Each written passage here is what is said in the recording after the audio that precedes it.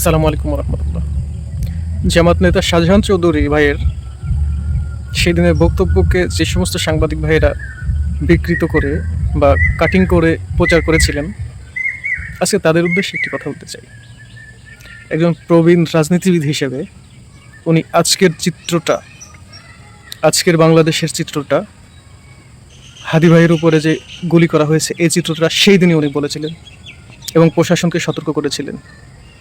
কিন্তু আমাদের দেশের প্রশাসন সতর্ক না হয়ে আমাদের দেশের সাংবাদিক, যাদেরকে জাতির আয়না বলা হয়, তারা তাদের আয়নায় সেই প্রতিবিম্বটা উল্টো করে প্রতিস্থাপনের মাধ্যমে আমাদেরকে বিভ্রান্ত করেছিলেন এবং যার কারণে আজকে হাদি ভাই গুলিবিদ্ধ অবস্থায় দেশের বাহিরে। এবং আল্লাহই ভালো জানে নির্বাচনের আগে এবং পরে আরও কত হাদি এরকমভাবে গুলিবিদ্ধ হবে।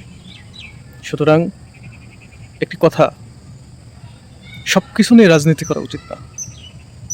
দেশের স্বার্থে, জাতির স্বার্থে আসুন একতাবদ্ধ হয়ে দেশের প্রত্যেকটা সেক্টরে, যারা যে সেক্টরে কাজ করছেন, চলুন দেশের স্বার্থে কাজ করি। আসসালামু আলাইকুম রহমতুল্লাহ।